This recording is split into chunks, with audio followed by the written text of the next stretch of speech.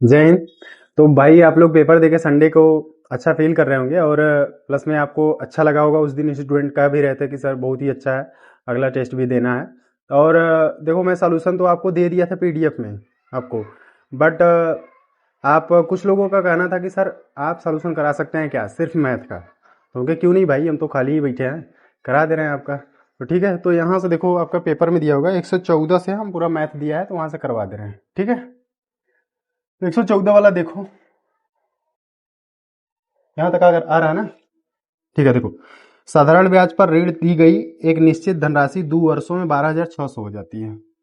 एक बात बताओ, देखो अभी हम पहले एक ठो लिख लिख पूरा बताएंगे, फिर इसके बाद 60 में कैसे करना है। एक एक ठो क्वेश्चन ऐसे भाई बिना पेन का कर सकते हो, बहुत से क्वेश्चन है जो बिना पेन का कर सकते हो, बट यहाँ पे हम लिख के बता रहे हैं जिससे आपको अच्छे से समझ में आए। ठीक है, 2 वर्षों में कितना मिल रहा है देखो, 12,600 धनराशि भाई पैसा था। अब ये बन के मतलब इसमें ब्याज वाज जोड़ के तब 12,600 हुआ है। अब इसके बाद देखो 4 वर्षों में इतना हो जाती है। बड़ा, चलो ठीक है, 16,200 हो जाती है। एक बात बताओ, कोई भी धनराशि है 2 वर्ष में 12,600 हो जाती है, 4 वर्ष में 16,200 हो जाती है। हमको थोड़ी पता था कितना धनराशि है, लेकिन एक बात बताओ, क्या 4 वर्ष में 2 वर्ष जब घटा है तो इसमें ब्याज ही तो जुड़ा होगा। भाई 2 वर्ष में इतना धनराशि थी, 4 वर्ष हो गई, तो मूलधन तो वही रहेगा सेम सेम, इसमें ब्याज ही तो जुड़ के इतना 16,200 हुआ होगा, है कि नहीं। अब देखो 4 वर्ष मतलब 2 वर्ष घटा दो इसमें भाई, 4 में से 2 घटाओगे 2 वर्ष आएगा। तो 2 वर्ष में कितना ब्याज घटा ये देख लो। तो भाई इसको घटा दो, 16,200 में से 12,600 घटा दो, कितना आ जाएगा भाई, है कि नहीं। 12 से 6 गया 6, 5 से 2 गया 3, 3600 आ रहा है। तो 2 वर्ष में 3600 ब्याज मिला था। हम ऐसे ही यहाँ से, क्योंकि देखो वार्षिक प्रतिशत दर क्या है, तो 2 वर्ष वाला हमें ब्याज दिया है, इसमें देखो 2 वर्ष का ब्याज मिल गया 3600, और 2 वर्ष में धनराशि कितनी हो जा रही थी 12,600। तो 12,600 में से अगर 3600 घटा देंगे तो मूलधन नहीं पता चल जाएगा। भाई इसमें ब्याज ही तो जुड़ के इतना हुआ है, बट हम इसे सोच रहे हैं काट ले रहे हैं। ठीक है, देखो 1 वर्ष का निकाल लो। एक वर्ष में एक वर्ष में कितना आ जाएगा 1800। अब चलो हमसे पूछा ना कि वार्षिक प्रतिशत दर क्या है। हमको वार्षिक प्रतिशत दर निकालने के लिए जानते हो ना, आर का फार्मूला क्या होता है कि नहीं, SI गुणे 100 बटा P गुणे T, यही तो होता है भाई। एक चीज़ पहले हम आपको बता दें, जिसमें हम पढ़ा नहीं रहे, देखो क्योंकि हमें अगर आप टेस्ट दे के गए हैं तो इसका मतलब हमें ये पता है कि आपको साधारण ब्याज के बारे में पता है, आप चैप्टर पढ़े हो, समझ रहे हो। तो उसी हिसाब से हम सॉल्यूशन करवा रहे हैं। अगर आपको प्रॉब्लम होगा तो आप बोलिएगा, जिसको जिसको प्रॉब्लम हो तो आप बोलिएगा, हम चैप्टर वाइज पढ़ा देंगे। क्योंकि भाई चैप्टर वाइज पढ़ाएंगे तो हम सब बताएंगे आपको ये फार्मूला वगैरह, लेकिन यहाँ नहीं बता पाएंगे, ये सॉल्यूशन है आपको, है कि नहीं। तो देखो यहाँ पे हम लोग लगा लेते हैं, SI की हमें जरूरत है, SI हमें मिल गया। 1 वर्ष का कितना SI है 1800 है, गुणे 100 कर दो। कहो सर P कहाँ मिलेगा, यही तो बता रहे थे कि 2 वर्ष में मिश्रधन 12,600 हो गया था, और 1 वर्ष का साधारण ब्याज कितना है 1800। तो अगर हम इसमें से 2 वर्ष का साधारण ब्याज घटा दे तो मूलधन नहीं आ जाएगा। तो 18 दूना के 3600, तो P इक्वल टू कितना आ जाएगा। तो कहोगे कि 12,600 में से आप क्या करिए 3600 घटा दीजिए, है कि नहीं। कितना आ जाएगा भाई 9,000। 9,000 हमारा मूलधन आ गया, यहाँ 9,000 लिख दो और गुड़े आप T कर दो। T क्योंकि भाई एक ही वर्ष का ब्याज लिए तो एक ही वर्ष रहेगा, ये सबको पता है। 3 जीरो से 3 जीरो काट दो, 9 से काट दो, आ जाएगा कितना 20%। सही है, परेशान नहीं होना, अगर आपको ना समझ आए तो आप बोलिएगा चैप्टर वाइज। लेकिन इसमें क्या है भाई, ये तो छोटा सा चीज है, दर पूछा था आपका, ये कर दिए।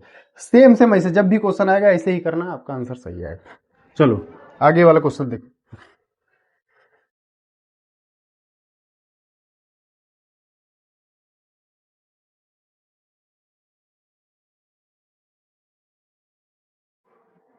115 नंबर देखो।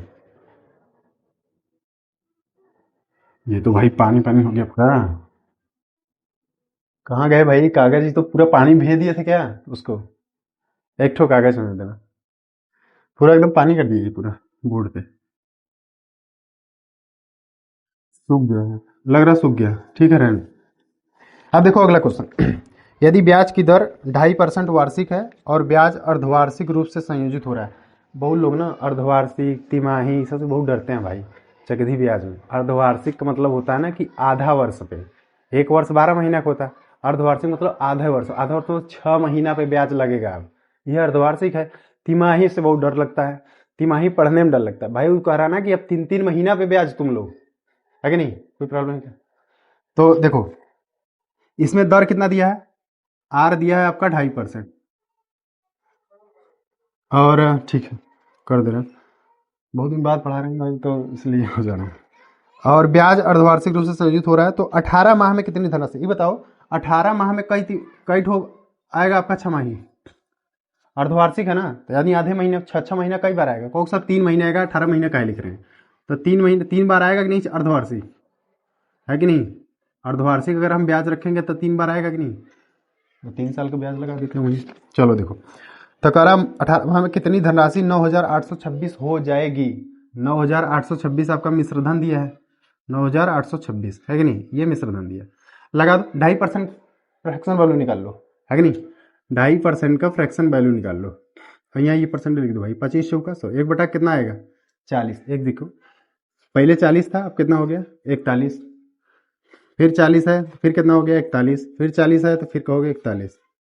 भाई ये सब आप जानते होंगे, देखो मैं बार बार कह रहा हूँ कि आप अगर कहेंगे सर ये क्या बता रहे हैं समझ नहीं आ रहा, तो भाई मैं सोल्यूशन करा रहा हूँ, पढ़ा नहीं रहा हूँ यहाँ पे, क्योंकि हमें इसके बारे में पता है कि आपको ये तरीका पता है, तो इसलिए हम बताते जा रहे हैं। इसमें ये मत कहिएगा आप, इसका गुणा कर दो भाई, 4 चौक 16 चौका 64, इसका गुणा करो भाई, 41 के स्क्वायर कर दो इसमें, है कि नहीं, 41 के स्क्वायर करके तब कर दो, 1 का 1, 4 का 4, 4 दूनी के 8, 4 चौक 16, फिर 41 से गुणा कर दो, लो भाई 4 1 का 4, 4 बटे 32, 3 6 चौक 24, 3 27, 4 1 2 6, तो यहाँ हमारा आ जाएगा ये वाला मिश्रधन, ये तो मूलधन हो गया, यहाँ मिश्रधन आ जाएगा, यही लिख देते हैं डायरेक्ट, 1 8 4 12, 6 2 8 1 9, 7 1 8 1 7 1 8, और यहाँ पे 6। देखो कितना CI मिला है हमें, क्वेश्चन में दिया है कि माह में कितनी धनराशि 9,826 हो जाएगी, मतलब इसका वैल्यू दिया है, इसका वैल्यू दिया है, मिश्रधन ये दिया है ना, इतना 21 का वैल्यू कितना दिया है 9,826, 9,826, यहाँ से 1 का वैल्यू निकाल लो, 1 का वैल्यू कितना आएगा 9,826 बटा, इसको बटे में कर दो, अब गुणे कर देंगे हम 64 से, क्या पूछा हमें, हो रहा है तो 18 माह में कितनी धनराशि इतनी, हाँ मूलधन पूछा है, तो मूलधन हमारा यही तो है 64,000 है भाई, इसको हल कर दोगे आपका आंसर आ जाएगा, आंसर आपका आ जाएगा, यहीं भी लिख दे रहे हैं 9466.55, इतना रुपया आएगा, ये हल करना है, कैलकुलेशन करेंगे, टाइम लगेगा, आप ही का टाइम खराब होगा, ठीक है। चलो 116 नंबर क्वेश्चन देखो,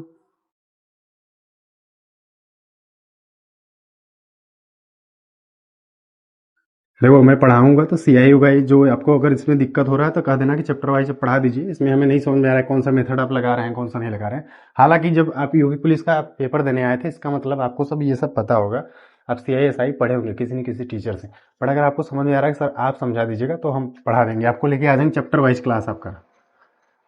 116 नंबर क्वेश्चन देखो, करें कार की चाल 63 किलोमीटर घंटा है, 10 सेकंड में इसके द्वारा तय की गई दूरी कितना है। भाई सब में पेन तो नहीं चलाने लायक है कि नहीं, छोटा सा क्वेश्चन है आपका, 63 किलोमीटर प्रति घंटा है, 63 किलोमीटर प्रति घंटा है, ठीक है।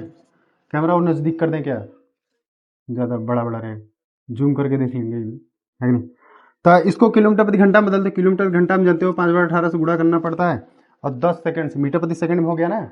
अब यही पे अब पता लगा कहो सर हम हल करके पहले निकालेंगे कि मीटर प्रति सेकंड कितना है, फिर 10 से गुणा करेंगे, क्यों भाई यही गुणा कर दो 10 से, क्या दिक्कत है, हमारा आ जाएगा दूरी आपका, है कि नहीं, दूरी आ जाएगी मीटर प्रति सेकंड में। 9 दूनी के 18, 9 सत्ते 63, 2 पंजे 10, 5 पचे 25, 25 सत्ते कितना होता है भाई 175, ये हमारा आंसर हो जाए, छोटा सा, है कि नहीं।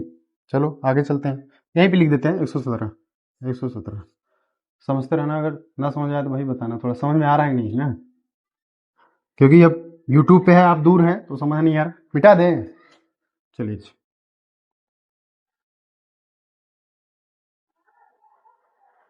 अब फास्ट भी पढ़ा रहे होंगे भाई, थोड़ा देखो,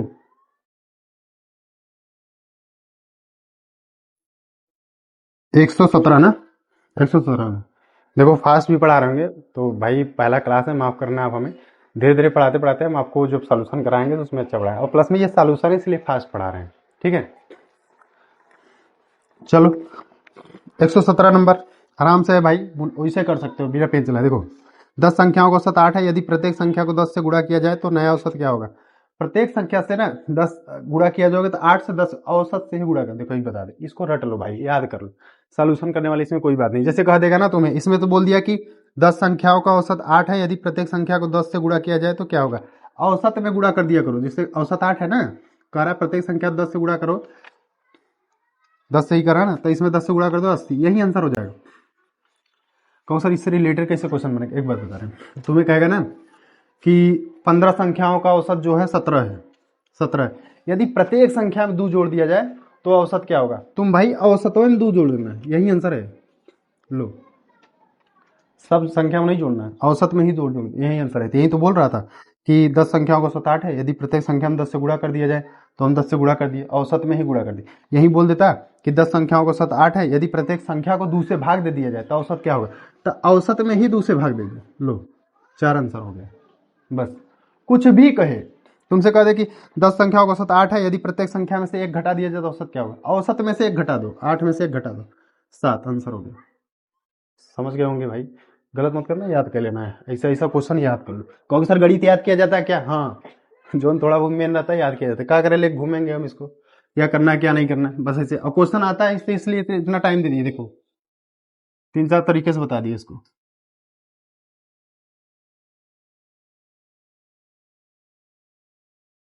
118 देखो, 20 लोगों की एक टीम का औसत भार इतना किग्रा है, 59.8 किग्रा है, परिकलित किया गया और बाद में पता चला कि एक भार को गलती से 77 किग्रा के बजाय 68 किग्रा पढ़ लिया गया, सही औसत भार क्या होगा। देखो और लोग इसमें क्या करेंगे ना, तुरंत 20 से गुणा करेंगे, अब औसत में गुणा कर देंगे 59.8, तो क्योंकि 20 लोगों का योग आ गया। अब इसमें क्या करेंगे ना कि 77 किग्रा के बजाय 68 किग्रा लिखा गया है, मतलब लिखना था 77, तो वो कहेंगे 77 सही था, इसको जोड़ दीजिए आप। और 68 ही लोग गलत इसमें जोड़ दिए थे, 68 घटा दीजिए। अब फिर से क्योंकि 20 लोगों का पूरा सही सही आ गया भार, अब इसमें 20 से भाग दे देंगे और कहेंगे कि आंसर आ गया। बिल्कुल सही बात है, आंसर आ जाएगा, कोई दिक्कत नहीं। बट भाई बहुत टाइम लग जाएगा, सोचो आप 59.8 का गुणा इसमें करोगे तो ये टाइम लग जाएगा आपका, है कि नहीं।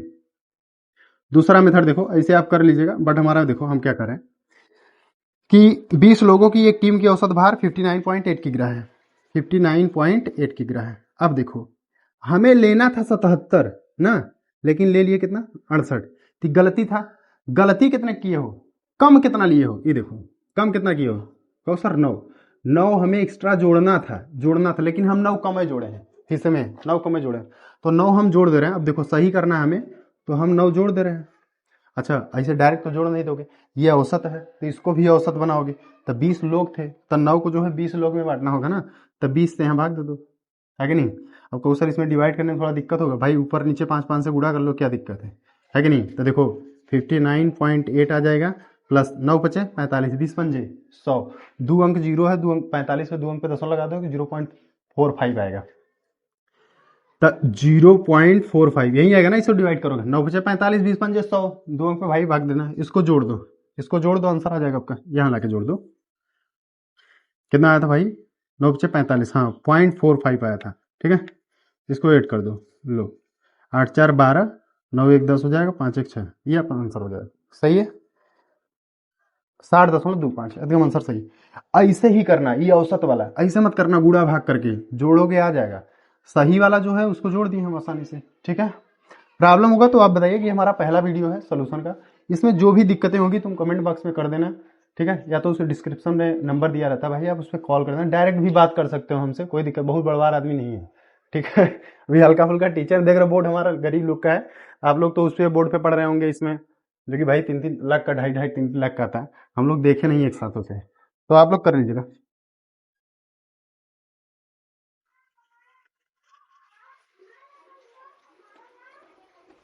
चलो 119 नंबर क्वेश्चन पढ़ो।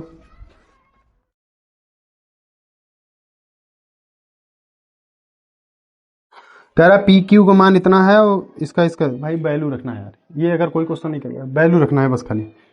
पी क्यू को वैल्यू दिया है आपको, पी क्यू को वैल्यू दिया है आपका 5:2, और कह रहा ना कि P square minus Q square ratio P square plus Q square, लो इसी का वैल्यू रखना है। अभी सब ना देखो, हम तो यहाँ हल कराना, हम तो टीचर, हमें हल कराना है लिख लिख के, लेकिन आप लोग को बताएं, आप डायरेक्ट करिए पेपर में। पेपर में पेन मत उठाया करिए। देखो कहो कि सर कैसे, पी का वैल्यू 5 है, 5 की स्क्वायर करोगे 25, अब क्यू का वैल्यू कितना है, क्यू का वैल्यू 2 है, 2 की स्क्वायर करोगे 4, 25 में से 4 जाएगा कितना आएगा, 21, है कि नहीं, 21 आ गया ना। अब P square plus Q square, भाई सेम सेम तो है, 25 और 4 जोड़ देंगे कितना आएगा, 29, हमारा आंसर आ गया। सही कह रहे हैं नहीं, पेन उठाने क्या, फिर पता लगा और लोग बढ़िया बढ़िया लहाए लहाए लिखेंगे, 5 का स्क्वायर 25, 2 के स्क्वायर कितना हो जाएगा 4, फिर यहाँ लिखें आप 25, फिर प्लस 4, फिर इसको घटाएं 21, फिर इसको घटाएं 29। ऐसा नहीं करना है भाई, परेशान हो जाओ, छोटा छोटा चीज़ मुझबानी इसे मार के इसे टिक मार दोगे डायरेक्ट 21 29 पे, आपका काम हो जाएगा। ऊपर वाला सही है ना, जा तो नहीं रहे ना। 120 वाला क्वेश्चन पढ़ो। हम्म? हाँ यहाँ लिख दे रहे हैं 120। करा एक बर्तन में तरल भरा जाता है जिसमें से 5 भाग जल और 11 भाग चाशनी है। देखो ये जल है और 11 भाग कितना है, चाशनी है। इसको बस इतना लिख दो, पूरा क्या लिखेंगे।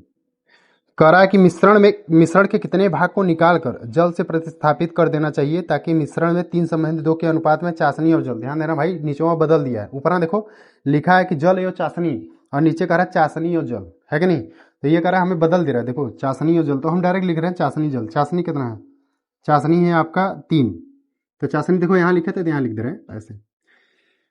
ये जो क्वेश्चन है ना, बहुत लोग डर के छोड़ दिएंगे, बट हम इसको देखो आसान तरीका एक बता रहे हैं कि आपको क्या करना है, इसको मिश्रण से, मिश्रण दिया तो मिश्रण से लेंगे, ये मिश्रण है बट आपको रेशियो दे दिया इसलिए आप लोग थोड़ा सा डर लग रहा है, ठीक है।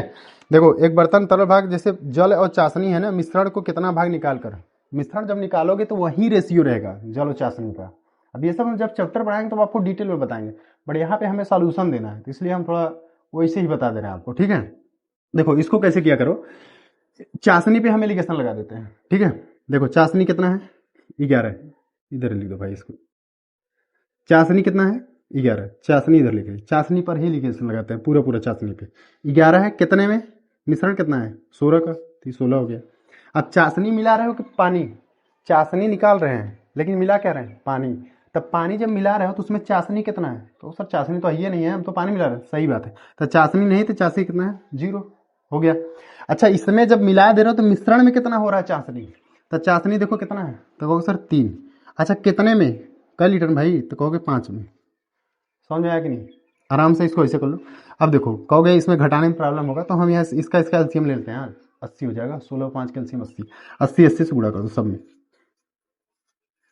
80 क्या लिए सर, 80 इसलिए बस इस भिन्न में है, इसको हटाने के लिए लिए 80 में, 16 बचे 80, 11 बचे 55, इधर लिख लेते हैं, और ये 80 के 0 में गुणा करो भाई 0 ही आएगा, और यहाँ कितना आएगा 16, 16 तियाँ 48, लगा दो एलिगेशन।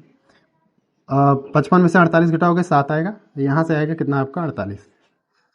एक बात बताओ, हमसे पूछा है ना कि कितने भाग को निकालकर, मिश्रण के कितने भाग को निकालकर इसमें चाशनी मिल जाए, देखो कितना है ये, इधर क्या मिला है भाई, जल ही तो मिलाए हैं, ये तो जल ही था ना, जल में चाशनी तो 0 था, लेकिन मिलाया कितना जल, कितने में 48 और 7 जोड़ दो कितना हो जाएगा 55, ये हमारा आंसर हो जाएगा। वो सर नहीं समझ आया भाई, कोई बात नहीं, बट इससे रिलेटेड अगर क्वेश्चन आपका आए तो ऐसे ही करना, इसमें समझने वाली कोई बात नहीं, हम चाशनी पे एलिगेशन लगा दिए हैं, ठीक है। मिश्रण भी है वैसा वैसा भी, और लोग डरते रहते हैं तो कहेंगे हमें नहीं समझ आया, जिस चैप्टर से डरोगे वो नहीं समझ आएगा, गारंटी दे रहे हैं। अब आज तक जो हमारा जो चैप्टर कमजोर होगा ना, जैसे सीआई हो गया, तो कमजोर का है जानते हैं, उसको बहुत कम देखे हो, ये रियलिटी बात है, तुम उसे बहुत कम पढ़े हो और हमेशा डरते आए हो, इसलिए वो कमजोर है, सीधी बात।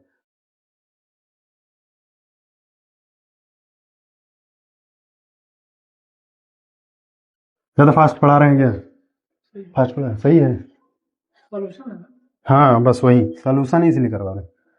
121,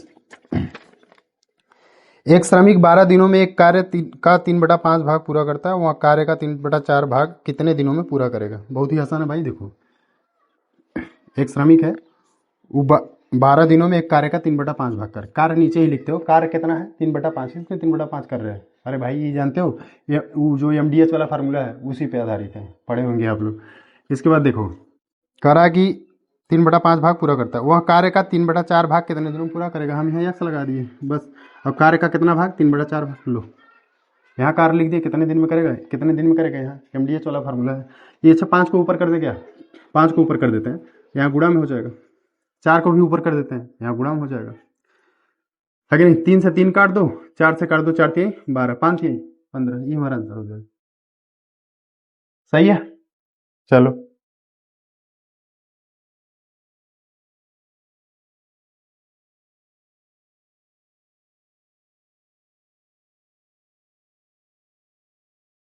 अब कौन सा क्वेश्चन आ गया? 22 वाला।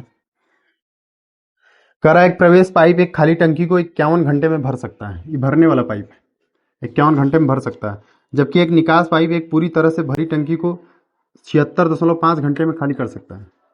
76.5 घंटे में खाली कर सकता है। यदि टंकी खाली होने पर दोनों एक साथ, खाली है तो माइनस लगा देते हैं, माइनस लगाने से कोई मतलब नहीं, बस इतना है कि हमें पता चलता रहे हमारा खाली करने वाली टंकी है।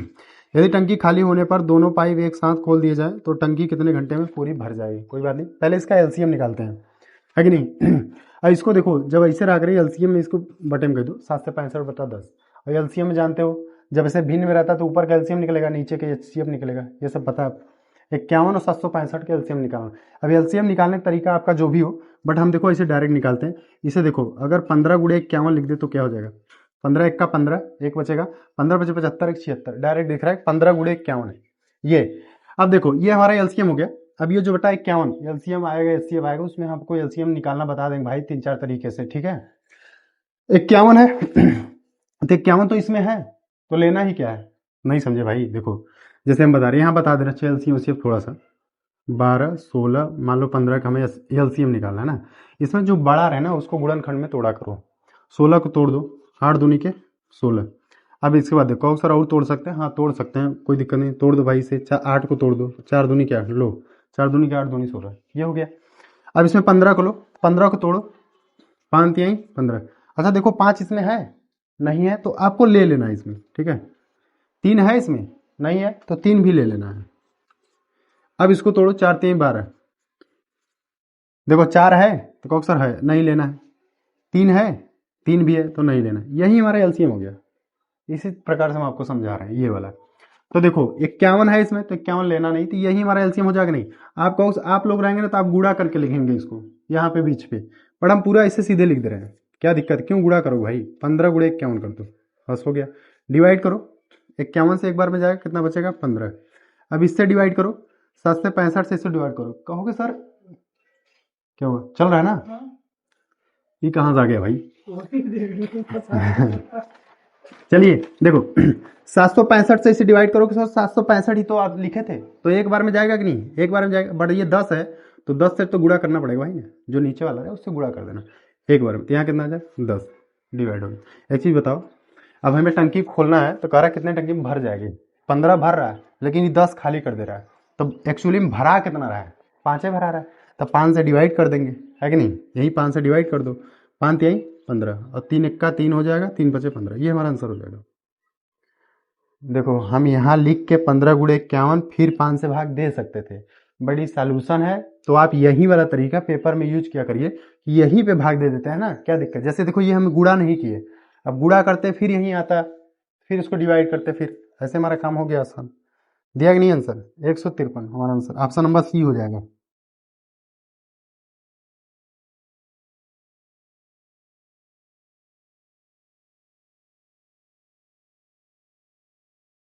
और हाँ बाकी आप लोग भाई टेस्ट दे के गए हैं तो और भी आपके जो हो पहचान के स्टूडेंट, उनको आप दूसरा टेस्ट देने के लिए बोलिए और बताइए भाई यहाँ की जो सुविधाएं हैं आपको जो मिली हैं। देखिए हम आपको ऐप इसीलिए हम उसको खरीद लिए हैं कि हाँ आपके लिए बेटर है कि आप खुद से अपना देख सको कि हमारा ही ओमार है, हमारा ही रोल नंबर है, हमारा ही नाम है, हमारी ही कापी हमारे पास आई है, हम इतना नंबर पाए हैं, कितना सही हुआ है कितना नहीं सही हुआ है, ये आप खुद से देख सकते हो।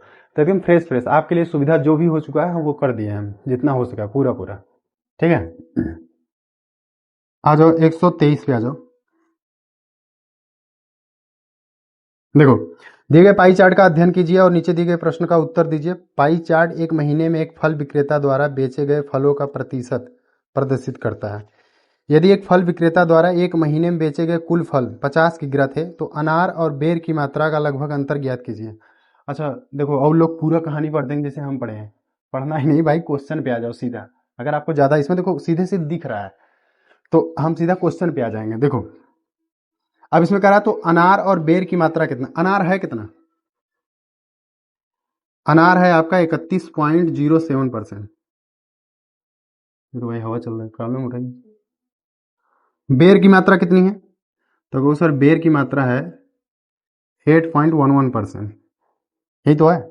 और लोग क्या करेंगे ना, देखो अनार और बेर का क्या पूछा है, अंतर पूछा है। और लोग क्या करेंगे, पहले अनार निकालेंगे 31.07%, पहले अनार उनका निकल जाएगा, फिर उसके बाद बेर निकालेंगे 8.11%, बेर निकल जाएगा, फिर घटाएंगे, कहीं लो अंतर है कि नहीं भाई, ऐसे नहीं करना, आपको उसी में घटा दो। जैसे ये जो देख रहे हो आपका जो सर्कल बना है उसी में घटा दो आप, है कि नहीं, यहीं से घटा दो, मतलब इसी में अंतर देख लो, परसेंटेज में ही अंतर देख लो ना, क्या दिक्कत है। तो 31.07% में से 8.11% घटा दो, लो भाई यहीं से कर देते हैं। यहाँ आ जाएगा 6, यहाँ आ जाएगा 9, और यहाँ आपका जाएगा 2, है कि नहीं। 22.96% आ रहा है, अंतर आ रहा है, अंतर, और अंतर आ रहा है तो यहीं घटा दे रहे हैं, है कि नहीं। क्यों हंस रहे भाई, अरे जान दो भाई, मक्खी आ गई भाई इसलिए हंस रहा है, ये परेशान करके रखा है। हम लोग का पहला क्लास है, ये भी डिस्टर्ब कर रहा है।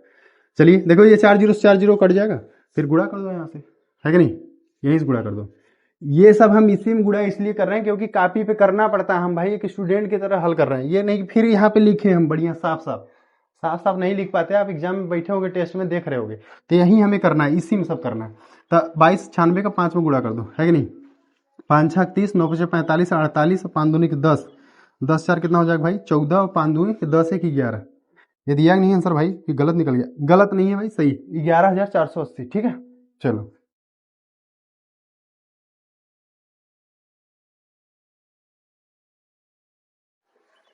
और जो भी कमी हो वीडियो में बता देना भाई, है कि नहीं। और क्लास हो जाएगा तो हमको आपको और अच्छे से बताएंगे। देख रहे हो हम कितना जल्दी जल्दी बोल रहे हैं, है कि नहीं। वैसे पढ़ाना होता स्टूडेंट को, हम 150-200 स्टूडेंट पढ़ाए हैं, बट यहाँ देख रहे हो कैमरा के सामने हालत खराब है कि कैसे कराएं, बट ठीक हो जाएंगे, ठीक है। देखो 124 वाला, नीचे दिए गए रेखा आलेख में 7 स्कूलों में लड़कियों की संख्या को दर्शाया गया है। स्कूल जी एच और आई में लड़कियों की कुल संख्या और स्कूल जे के एल और एम में लड़कियों की कुल संख्या के बीच कितना अंतर है, भाई जोड़ के घटा देना है बस। जी एच आई में देख लो, जी एच आई मतलब शुरुआत का 3 ठो, है कि नहीं, दिया है इसमें 700। अब इसमें जो हम लिख रहे हैं भाई आप मत लिखना, आप सीधा इसे देखना। देखो जी एच आई में लड़कियों की संख्या 7, 7 और 13 कितना हो जाएगा 20, और 20 और 8 कितना हो जाएगा 28, यानी 2800 हो गया। अब कह रहा है उधर का 4 ठो, जे के एल एम और यम में लड़कियों की संख्या, इधर को जोड़ दो, इधर का 2800 आ गया, इधर का 2800 आ गया। अब इधर को जोड़ दो 4 ठे, 11 9 कितना हो जाएगा 20, 20 5 25, 25 और 4 2900। भाई 2900 में से 2800 घटाओगे 100 आ जाएगा आंसर, दिया आपका नंबर डी। अब पता लगा आप पूरा लिखोगे इसे, चलो 700, 1300, 800, है कि नहीं। अब इधर लिखोगे 1100, 900, 500, 400, पूरा जोड़ेंगे, इधर जोड़ेंगे। एग्जाम में ऐसे नहीं करना है, टेस्ट सीरीज से ही अपना आदत सुधार लो भाई। ये सब जो लिखने की जरूरत ना पड़े उसे बिल्कुल नहीं लिखना है हमें, हम डायरेक्ट ऐसे इसमें पेन चलाने की जरूरत नहीं है, जोड़ लो सीधा, और पूरा 0 0 मत जोड़ो ना, 7 13 और 8 जोड़ लो, हो गया 2800 ये पहुंच गए, इसको जोड़ोगे ये 2900 ये पहुंच गए, 29 में से 28 घटाओ 1 आएगा, 2 ठे 0 लगाए तो 100 हो जाएगा।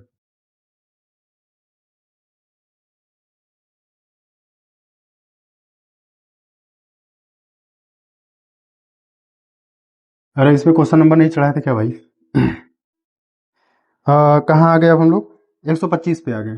देख 125 में ना एक त्रिभुज के बारे में बताया, थोड़ा सा बेसिक जानकारी इसके दिया कि त्रिभुज कैसे बनता है। ये तो जानते हो कि 3 लाइन से बनता है मिलाने पे, लेकिन उसका एक 2 ठो नियम है, वही पूछा है इसमें, एक ठो नियम साधारण से पूछा है। करा त्रिभुज के गुण धर्मों के बारे में सही कथन का चयन कीजिए, है कि नहीं। इसमें देखो ऑप्शन नंबर डी होगा, दो भुजाओं का योग सदैव तीसरी भुजा से बड़ा होता है। आपको सर समझ में नहीं आया, याद करना पड़ेगा क्या, नहीं याद करने की जरूरत नहीं है यार। देखो ये 3 हो गया, ये 4 हो गया, ये 5 हो गया, ठीक है। इसका गुण धर्म क्या है, इसका देखो तरीका क्या है, दो दो तरीका है इसका। देखो क्यों ऐसे बनेंगे, जब भी बनेगा त्रिभुज उसको मतलब चेक करके देख लेंगे कि हाँ ये त्रिभुज बन रहा है कि नहीं, बनने लायक है कि नहीं। देखो यही बोला है कि दो भुजाओं का योग जो होता है तीसरी भुजा से बड़ा होता है। कहने का मतलब ये है ना, ये तीनों में से जो भी दो ठो जोड़ दोगे, ठीक है, ये तीनों में से जो भी दो ठो जोड़ दोगे वो तीसरी भुजा से बड़ा होगा, छोटा नहीं रहना चाहिए। बस देखो जोड़ के देखते हैं, 4 और 3 जोड़ दो कितना आएगा 7। देखो तीसरी भुजा 5 से बड़ा है कि नहीं, बड़ा है ना। कहो सर आप इन लोग को ले लीजिए, 5 3 8, 4 से बड़ा है कि नहीं, देख लो 4 से बड़ा है। तो वही बोल रहा है कि दो भुजाओं का योग जो है वो तीसरी भुजा से हमेशा बड़ा रहना चाहिए, यही हमारा बात। तो ये हमारा हो जाएगा त्रिभुज का क्वेश्चन, ठीक है।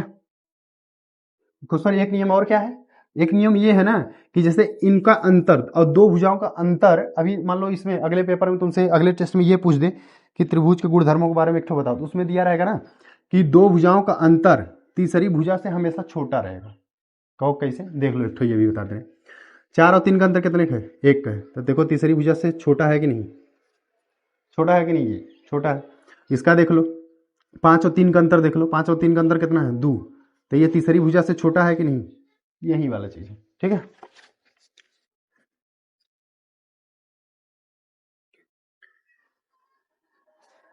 कई मिनट पहुंचा है 30, चलिए ठीक है। 126 पे हम लोग आ चुके हैं।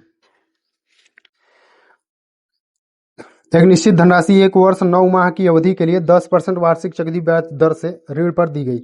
यदि चक्रवृद्धि ब्याज 14 से 60 रुपया है तो ऋण दी गई धनराशि ज्ञात कीजिए। भाई कुछ नहीं है, इसमें 1 वर्ष 9 महीना के लिए ब्याज दिया गया है आपको 10% पे, और चक्रवृद्धि ब्याज भी बता दिया कि 14 से 60 रुपया है। तो बताइए कि पैसा उसको कितना दिए थे तुम, है कि नहीं।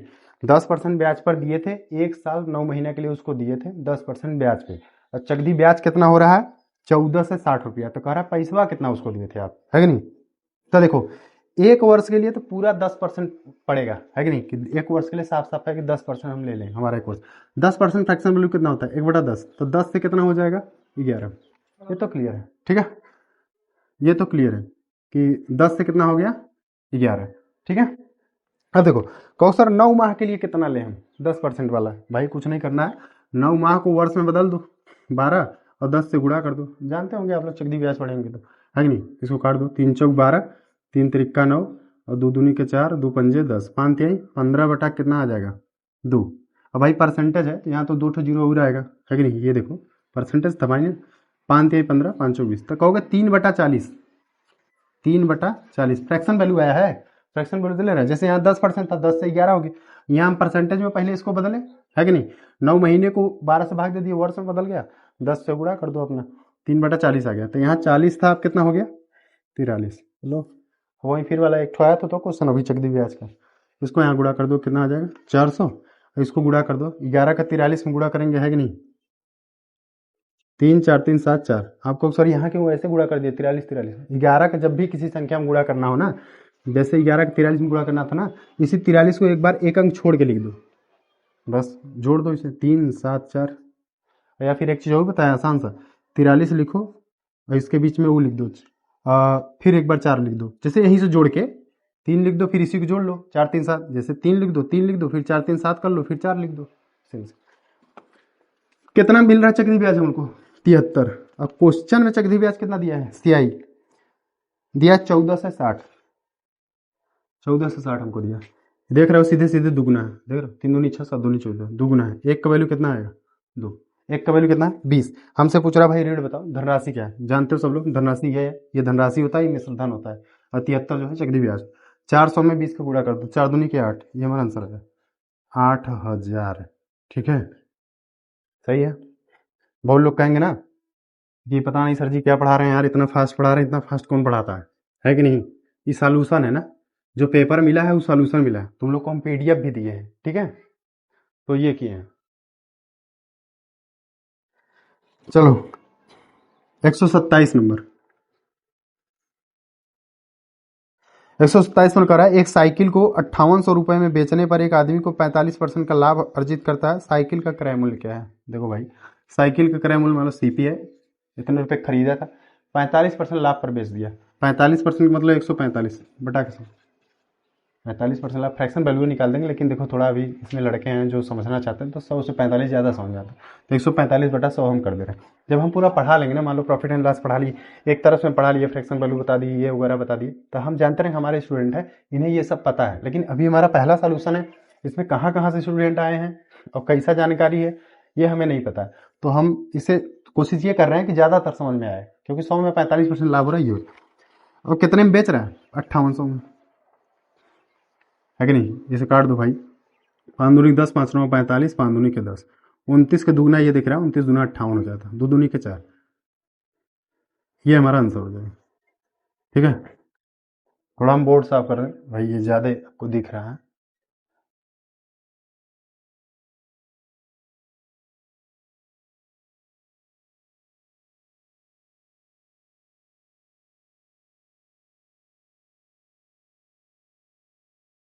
ले लेता,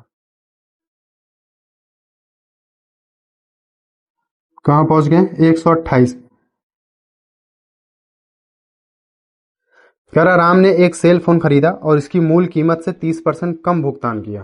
ठीक है, जैसे देखो सेल फोन खरीदा है जरूर, मान लो सेल फोन 100 का था, लेकिन वो 30% कम दिया, 17 रुपया दिया, दिया उसको 17, मतलब खरीदा कितने का? 17 का खरीदा है। फिर इसके बाद कह रहा उसने इसे अपने द्वारा भुगतान किए गए मूल्य पर 50% लाभ पर बेच दिया गया। इसी पर जो 70 रुपया दिया है ना, इसी पे 50% प्रॉफिट करके बेच रहा है, इस पे नहीं कि 150 में बेच रहा है, इस पे जितना वो दिया था, उसका तो 100 रुपये था लेकिन दिया 70 ही था, तो कह रहा है जो दिया था उससे 50% अधिक पर बेच दिया है कि नहीं? तो इसे 50% अधिक कर लो, 70 को 50% अधिक करोगे 3/2 लिख दो, या तो भी 150/100 कर दो, वैसे ही कर देते, रुक जाओ, 150/100, है कि नहीं? 2020, 15 सत्ते 105, कितने में बेचा है भाई? 105 में। खरीदा कितने का था? 70 का, है कि नहीं? तो कह रहा राम द्वारा मूल कीमत पर अर्जित लाभ का प्रतिशत कितना है? ध्यान देना भाई, अब लोग क्या कर रहे होंगे टेस्ट में कि इससे निकाल रहे होंगे प्रॉफिट, कि राम को कितने प्रॉफिट हुआ है, फंसा दिया क्वेश्चन आपको, और जबकि पूछ रहा है प्रॉफिट किससे? 100 से। कह रहा मूल कीमत से प्रॉफिट बताओ, ना कि राम जो खरीदा था उससे प्रॉफिट बताओ। ज्यादातर इसी में देखो टेस्ट में आप लोग बैठे होंगे, प्रेशर में रहे होंगे, तो इसी से निकाल रहे होंगे प्रॉफिट, है कि नहीं? इससे प्रॉफिट आपसे पूछा है, तो भाई 100 को खरीदा था, 105 में बेच दिया, सीधे सीधे आपको 5% प्रॉफिट हो रही है कि नहीं? तो यहाँ आप लोग फंस गए होंगे, हमें लगता है थोड़ा सा फंस गए होंगे, क्योंकि इस पे ज्यादातर आप लोग निकाल रहे होंगे प्रॉफिट। 5% दिया है ऑप्शन, ऑप्शन नंबर आपका बी है। ठीक है,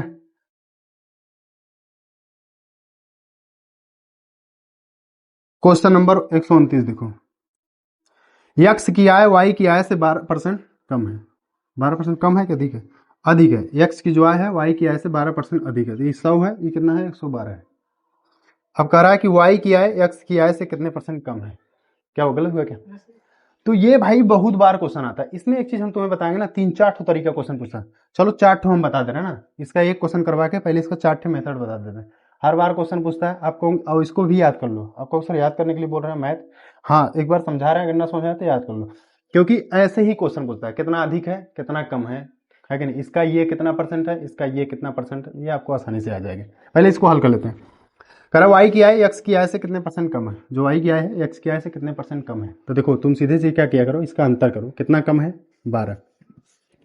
जब भी तुमसे ये पूछे ना कि कितने % अधिक है, कितने, देखो इसमें पूछा कितने % कम है, तो हम बता रहे हैं कितने % कम है, तो जो इसमें अधिक रहा करे उसे ही नीचे लिखा करो। ज्यादातर लड़कों का, ज्यादातर स्टूडेंट का यही डर रहता है कि सर नीचे किसको लिखे हैं, किस पे % निकले। हालांकि ये भाई सीधे सीधे दिख रहा है, आपको 112 ही लिखना पड़ेगा, क्योंकि इसी से निकाल रहे हैं %। बट उन लोग को ना हमेशा डाउट बना रहता है, डाउट ही क्लियर कर लो एक के बारे में। आप जो कम वाला पूछे तो अधिक % लिख लो, ठीक है? इसी में आपसे पूछ देता कितना % अधिक है, तो साफ साफ दिख रहा है, बट आपको हम क्वेश्चन बताया, जब अधिक बोलता तो कम वाला लिख के हम % निकालते हैं। ठीक है, इसको काट दो, गुड़े 100 कर दो भाई, कितना हो जाएगा? 4 से काट दे क्या? चलो 4 3 12, 4 दूनी 8, 4 8 32, 4 7 28, 4 से काटो 25, 25 सत्ते कितना हो जाएगा भाई? 25 तिया, सॉरी 25 तिया 75 बटा कितना आएगा? 7। 7 से डिवाइड करेंगे 10 बार में जाएगा 5/7%। ये हमारा आंसर हो जाएगा। ठीक है, 129 का ऑप्शन हो जाएगा डी। ठीक है, अच्छा आप कहे थे सर आप इस पे कह रहे हैं कि 3-4 ठो बताएंगे, बता दे रहे हैं, रुक जाओ।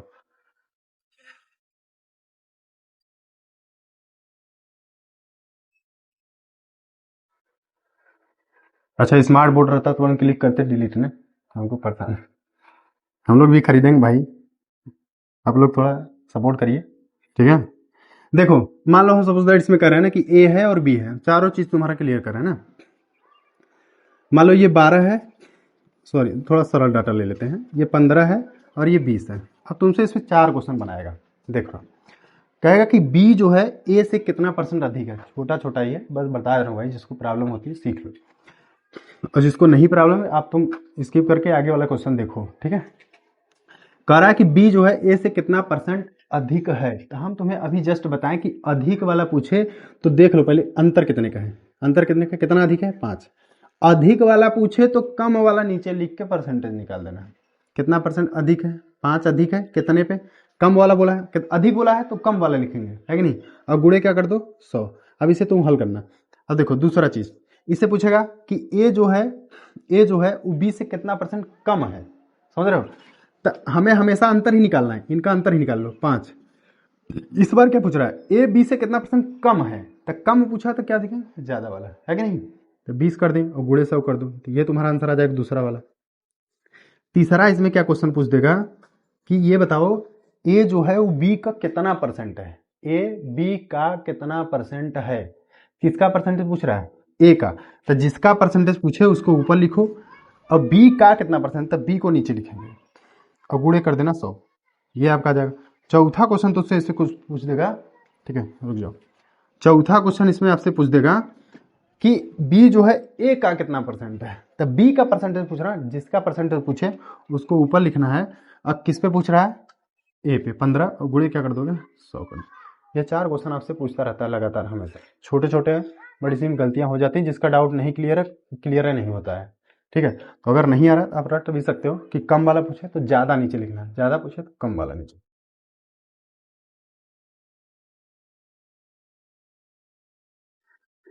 और हाँ पेपर का क्वेश्चन कैसा था, कैसा लेवल था, ये भी आप लोग बता दीजिएगा कि हाँ सर पेपर आपका ठीक बना है कि नहीं बना है, ठीक है।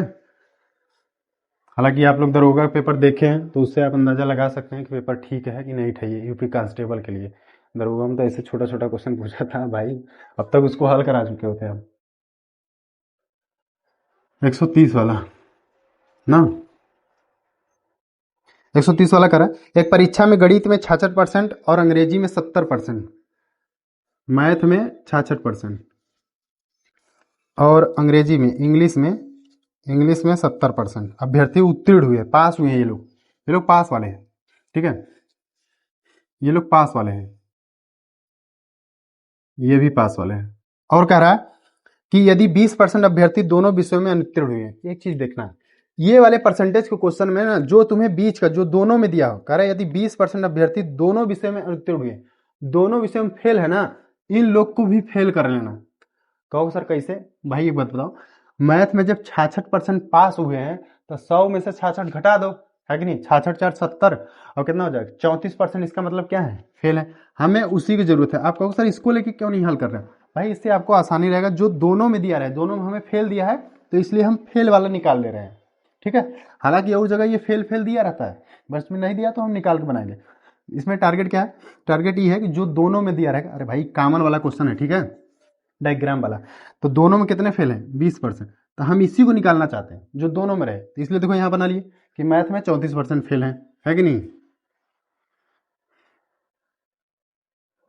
और यहां बताओ इंग्लिश में कितने फेल हैं, तो कहोगे 30% फेल है।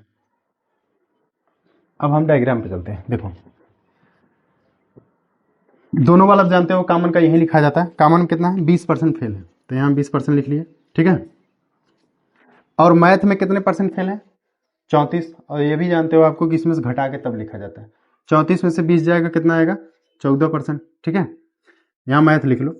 और यहाँ अंग्रेजी में 20%, कितने फेल हैं पूरे अंग्रेजी में 30%, तो 20 तो यहाँ लिख दिया, 30 में से 20 घटा के लिखा जाता है, तो यहाँ 10%। तो देखो हमारा आसान ये हो गया ना कि जितने भी हैं सबको जोड़ दोगे तो फेल वाले ही आएंगे। यहाँ फेल वाला था तो ये सब क्या है फेल है, जोड़ दो 14 10 कितना हो जाए 24, और 24 और 20 कितना हो जाएगा भाई 44, तो 44% हमारे क्या है फेल है। अच्छा एक बात बताओ पास कितने, तो सर 100 में से 44 आप घटा दीजिए, 44 से 6 कितना हो जाएगा 50, यानी कितना हो जाएगा 56% हमारे क्या है पास है। आ रहा है भाई यहाँ पे, तो ये 56% पास है। अब चलते हैं क्वेश्चन में आगे। कह रहा है कि 350 अभ्यर्थी दोनों विषयों में उत्तीर्ण हुए हैं। लो भाई, हमारे हिसाब से 56% पास है, और क्वेश्चन में कह रहा है कि 350 अभ्यर्थी पास है। आप कहोगे सर इसका मतलब ये है कि 56%, यहाँ लिख दे रहे नीचे, 56% का वैल्यू कितना दिया है, 350।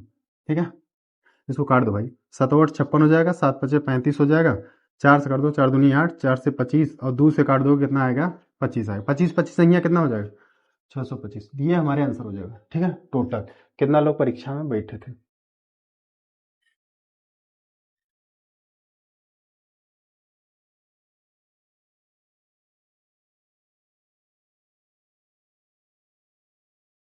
बाकी स्कोर आप सोचिएगा कि जैसे जो गलतियां हुई होंगी चैप्टर में, जिस चैप्टर में, उसी को पढ़ना है 1 हफ्ते तक। फिर अगला संडे को आपका टेस्ट है, तो उसमें देखिएगा वो चैप्टर सुधार आया कि नहीं आया, उससे गलतियां कम हुई कि नहीं हुई। 131, 2 टैंकरों में 850 लीटर 680 लीटर। ठीक है, 850 लीटर और 680 लीटर तेल है। किसी पात्र की वह अधिकतम क्षमता ज्ञात कीजिए जो उपयोग किए जाने पर दोनों टैंकरों के तेल से सटीक संख्या माप सके। भाई HCM निकालना सबको पता है कि नहीं, कैसे निकाल दे, ऐसे निकाल दे क्या, डायरेक्ट यही वाला मेथड, बेसिक वाला एकदम। चलो कर देते हैं इसे। 10 से ले जाओगे, यहाँ 85 बचेगा, यहाँ 68 बचेगा। फिर लेते जाओ 17 से, 17 पचे 85, 17 चौका 68, 17 के 10 में गुणा कर दो भाई, ये आंसर आ जाएगा 170। ठीक है,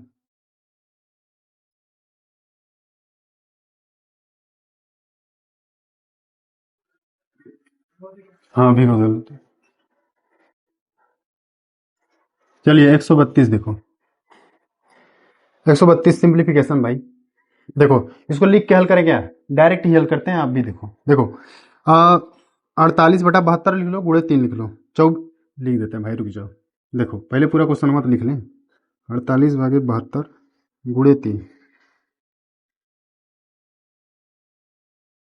15/8 गुणे ब्रैकेट में 40/32 -10।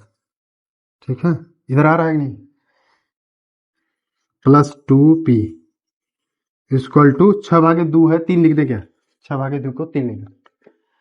पूरा देखो कैसे हल करना है, देखो इधर उसे तो अलग ही करना है, इसे हल करते हैं। 48/72 है, इसे भाग देना, डिवाइड करना है। 24 दूना 48, 24 तिया 72, 2/3 है, 3 से 3 कट जाएगा, लिख दे, नहीं तो आप कहोगे सर कैसे, ये कटा कि नहीं, 3 से 3 यहाँ आ गया 2। अब इसे हल करते हैं, इसे हल करोगे, 40 में से 32 घटाओगे 8 आएगा। ठीक है, 8 आएगा, यहाँ 15/8 है, गुड़े 8 है, 8 से 8 कट जाएगा, 15/8 लिखोगे कि नहीं। और यहाँ 40 में से 32 घटा 8 आएगा नहीं, 8 8 से 15 घटा कि नहीं, यहाँ आ गया 15, 15 में से 10 जाएगा, कितना आएगा 5, +2p इक्वल टू 3।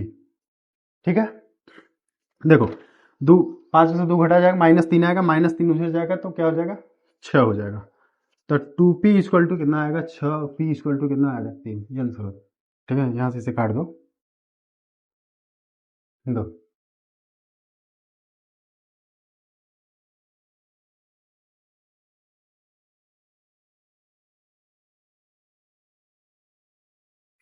देखो ये मैं भी जानता हूँ कि मैं फास्ट पढ़ा रहा हूँ, ठीक है, थोड़ा कम समझा रहा हूँ, हाँ सही बात है, बट आपको चैप्टर में ऐसा नहीं करूँगा आपके साथ। ठीक है, बट ये सॉल्यूशन है, तो इसलिए मैं आपको फास्ट पढ़ा रहा हूँ और थोड़ा कम समझा रहा हूँ।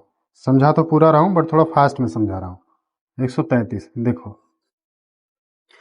कारपोरेट क्षेत्र में केंद्रीय कोड में डिग्रियों की लगभग संख्या कितनी होनी चाहिए। ठीक है, कारपोरेट क्षेत्र देखो, इसे पूरा जोड़ोगे, FII और NRI। ठीक है, कारपोरेट क्षेत्र, विदेशी अपतट, अब यही लिखा है, अन्य और बैंक, सब पूरा जोड़ोगे 100% आएगा। 100% का वैल्यू कितना दिया है बताओ, पूरा सर्कल कई डिग्री का है, 360 डिग्री, आम बात है सब जानते हैं। ठीक है, 360 डिग्री, यहाँ से 1% का वैल्यू निकाल लो, 1% वैल्यू कितना आएगा, कहोगे उधर जाओगे 100 से डिवाइड कर दीजिए, और क्या, 1% वैल्यू इतना आ गया। ये हमसे कारपोरेट क्षेत्र पूछा है, जो कि कितना है 34%, 1% वैल्यू इतना आया, तो 34% वैल्यू कितना आएगा, यही आएगा। 1 0 से 1 0 काट दो, 36 से 34 में हम लोग गुणा करते हैं, 36 गुणे 34 करोगे, 6 चौक 24 आएगा, और 4 3 12, 36 18, 18 और 12 कितना हो गया 30, और 30 और यहाँ कितना 2 था 32, 3 बचेगा, 3 3 का 9, 9 3 12, और भाई यहाँ देखो 10 था, डिवाइड करोगे एक कम के 10 लगेगा, 122.4 है। 122.4 ऑप्शन में कहीं दिया नहीं है, बट आपको देखो क्वेश्चन में लिखा है ना कि डिग्रियों की लगभग संख्या कितनी होगी, तो लगभग हमारा कितना होगा 122, ये हमारा आंसर हो जाएगा। ठीक है, 122 डिग्री। यस, ठीक है।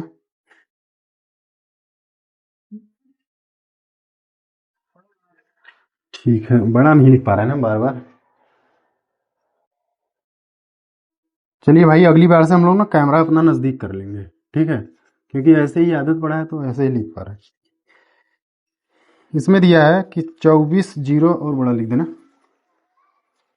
24:01 रेशियो 3:4:3, ठीक है।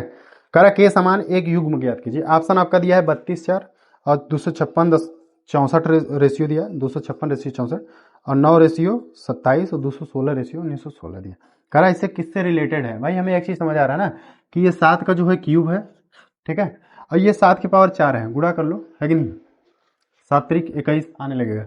ये 7 की पावर क्या है, 4 है, यही। तो इसी से रिलेटेड हमें ढूंढना है। देखो 32:4 दिया है, ये 2 का स्क्वायर है, तो समझ नहीं आ रहा, 2 की पावर 5 है, ये नहीं समझ आ रहा। और 256:64 दिया है, देखो 256:64 दिया, तो ये 4 का क्यूब है, और ये 4 की पावर 4 है, यही हमारा ऑप्शन सही हो जाएगा, ठीक है।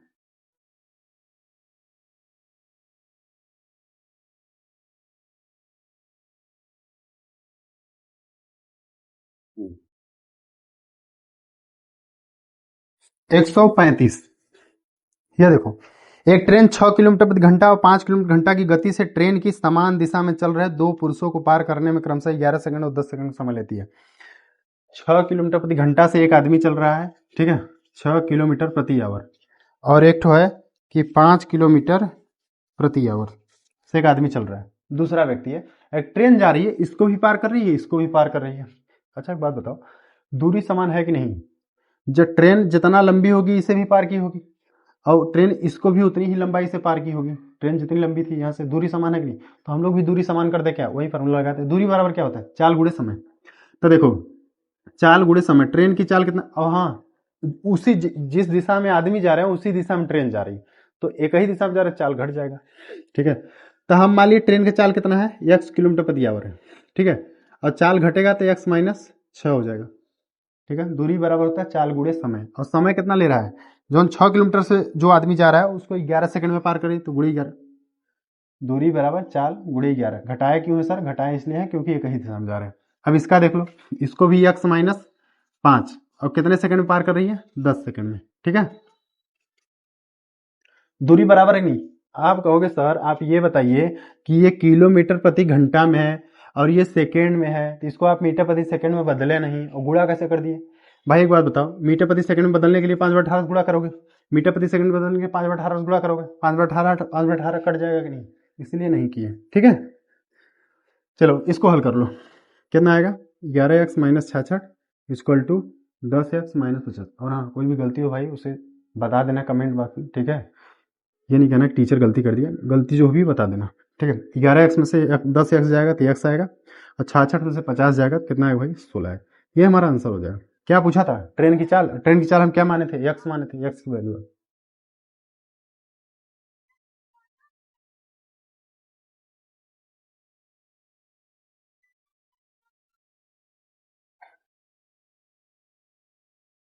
136।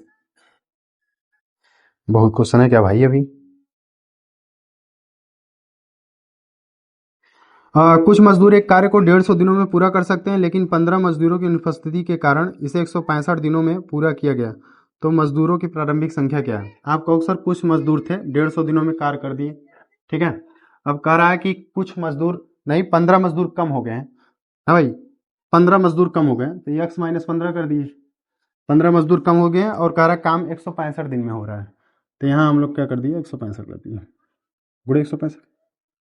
एक्स मजदूर पहले थे, हम मान लिए 150 दिन हम कर दे रहे थे, लेकिन अब एक्स मजदूर में से 15 कम हो गए, तो काम 165 दिन में हो रहा है, ज़्यादा टाइम लग रहा है भाई, जाहिर सी बात है, कम जब होंगे 15 तो काम ज़्यादा दिन में तो हो ही करेगा। इसे हल कर दो बस, 5×3=15, 5×3=15, 5×3=15, ठीक है, 3 से काट दो 10 आएगा, 3 से काट दो 11 है, 10 का एक्स में गुणा करोगे 10x आएगा, यहाँ 11x आएगा, 11 15 की 11, फिर देखो 11 गुणा आ गया, तो बस डायरेक्ट यहीं 15 इसे लिख दो नीचे में, फिर जोड़ दो उसे, 165 आ गया, ठीक है। 11x में से 10x जाएगा, x आएगा, माइनस का 165 इधर आएगा तो 165, ये हमारा आंसर, ठीक है।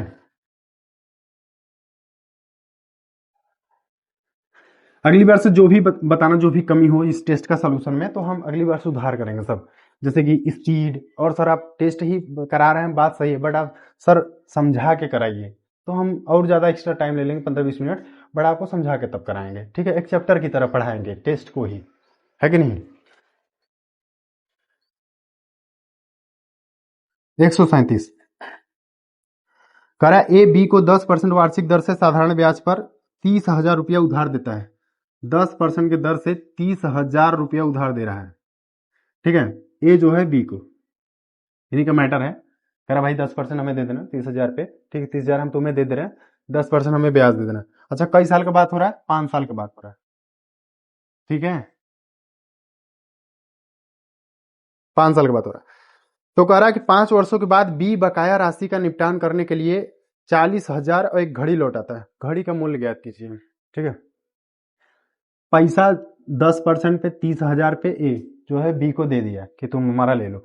अब 5 साल में जो है बी जो है 40,000 रुपया घड़ी लौटाता है। घड़ी को अभी छोड़ो, घड़ी कितने का वो छोड़ो, हमें बस ये देखना है कि 5 साल बाद कितना पैसा देना है ए को, बी कितना पैसा देगा। एक बात बताओ, यहाँ से भी देखो हम डायरेक्ट कर सकते हैं, साधारण ब्याज निकाल लेते हैं। 1 साल का 10% लग रहा है, तो 5 साल कितना लगेगा, 50%। अब मूल मूल विधि जो उसका 100% भी है, 100 में 50 जोड़ोगे कितना आएगा, 150। डायरेक्ट हम 30,000 का 150% निकालेंगे, 30,000 का 150%, तो कितना आ जाएगा आपका। देखो यहाँ से डायरेक्ट हम कर लेंगे कि 30,000, अभी हम ऐसे ही करवा रहे हैं, हम आपको करवा रहे हैं, ये नहीं हम बोल रहे हैं कि पेपर में कैसे करते तुम।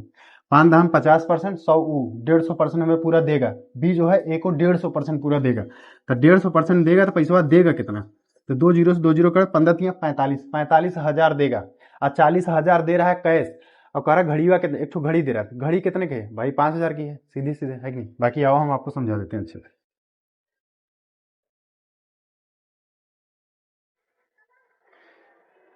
देखो हम लोग मिश्र धन निकाल लेते हैं, है कि नहीं। ब्याज निकालो पूरा, पीआरटी बटा 100 वाला, है कि नहीं, पीआरटी बटा 100 वाला, पीआरटी बटा 100, यही तो है ब्याज। एसआई है कि नहीं, एसआई निकाल लो। पी कितना दिया है, 30,000, और आर कितना है 10%, और टी कितना है 5%। यहाँ से हमारा ब्याज निकल जाएगा, है कि नहीं। 2 जीरो कट जाएगा, 5 के 15, यही तो आएगा। 15,000 हमारा एसआई निकल के आ गया, एसआई निकल के। अब मिश्रधन जो बी देगा ए को 5 साल बाद, तो कहोगे मिश्रधन बराबर हो जाएगा सर 30,000 रुपया, 30,000 और प्लस में ही 15,000, है कि नहीं। पूरा कितना हो गया 45,000, यही तो बता रहे थे डायरेक्ट निकाल के आपको। तो जब 40,000 दे दिया, 40,000 ए को कैश में लौटा दिया कि भाई ये ले लो, और घड़ी भी हमारा ले लो, तो इसका मतलब उसकी घड़ी कितने की थी, 5,000 की, है कि नहीं। ये हमारा आंसर हो जाएगा 5,000 वाला, ठीक है। ये सब देखो साधारण ब्याज का शुरुआत में जो साधारण ब्याज बताया जाता है उसी सबसे क्वेश्चन है आपका, देख लो, ठीक है। और पुलिस में यही तो पूछता है, आप कहो सर हमारा जो आप टेस्ट बनाए हैं ना वो आसान है कि नहीं। आसान है तब जाके दरोगा के देख लो पेपर कितना आसान है। जब हमारा पुलिस वाला आसान है, तो दरोगा वाले जाके कहो आयोग से कि कितना आसान है, ठीक है। साधारण ब्याज पर 20 वर्षों में एक धनराशि 4 गुना हो जाती है तो ब्याज दर क्या। देखो इसमें हम अधिकतर बताते हैं, जैसे 4 गुना हो जाती है तो उसे 3 कर दो, एक कम कर दो, और 100 से गुणा कर दो, 300 हो जाएगा। फिर 20 से भाग दो, 300 में 20 से भाग दो तो कितना आ जाएगा 15%, 15% आसान हमारा डी हो जाएगा, ठीक है। देखो हम बता रहे 20 वर्षों में, 20 वर्ष में कितना गुना हो जा रही, 4 गुना। यही हम तुमको बताते हैं कि 4 में से एक कम कर दो, ऐसे जब भी क्वेश्चन आए 4 में से कम। अब देखो बेसिक से पूरा बताएंगे, बट हमको सोल्यूशन करना है, इसमें क्या दिक्कत है। 4 में से एक कम कर दो, कितना आ जाएगा 3, इसमें 100 से गुणा करो, 100 से गुणा करोगे 300 हो जाएगा, इससे डिवाइड कर देना, तुम्हारा आंसर आ जाएगा 15%।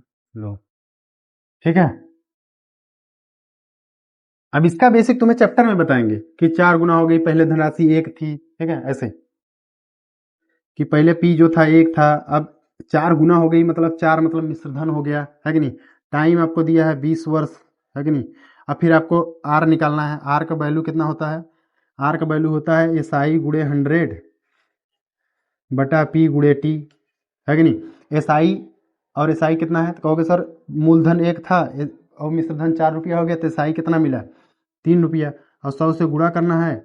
और पी कितना है, तब पी कहोगे 1 रुपया है, और गुणे टी करना है, टी का वैल्यू कितना दिया है 20 दिया है। देखो ये वाला जो हमारा है, ये वाला जो है हमारा यहाँ था डायरेक्ट, तो ये सब नहीं करना था, यहाँ पे डायरेक्ट कर दिए, गुना था ऐसे कर लो, ठीक है।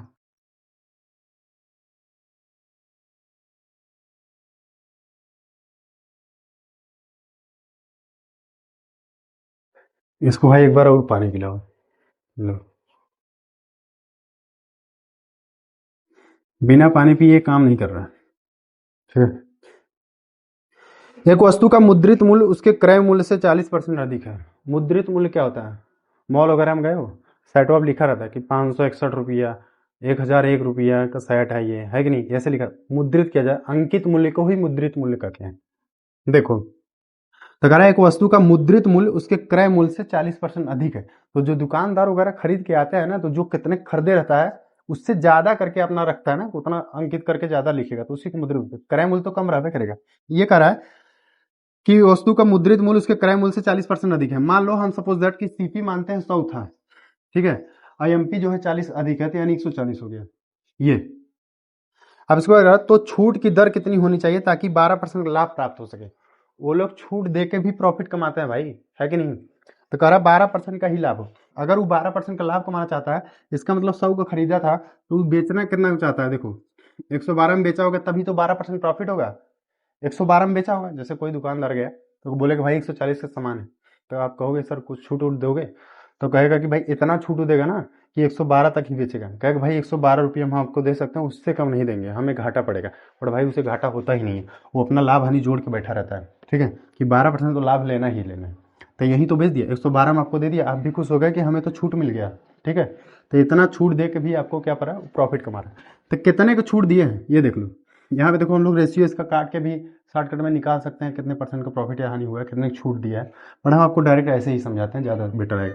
तो 140 में से 112 घटा दो भाई, कितना, 10 में से 2 जाएगा तो 8 आएगा, 3 में से 1 गया 2, 28 रुपया का छूट दे रहा है। कितने पे? तो कहोगे 140 पे, गुणे कर दो आप 100, ठीक है। यहाँ काट दो भाई, 7 चौक 28 हो जाएगा, 7 दूनी के 14, और 20 पंजे 100, और 5 चौक 20 पर, ये होना, ठीक है। देख लेते हैं, 139 का आपका नंबर डी आपका हो जाएगा बी, ठीक है।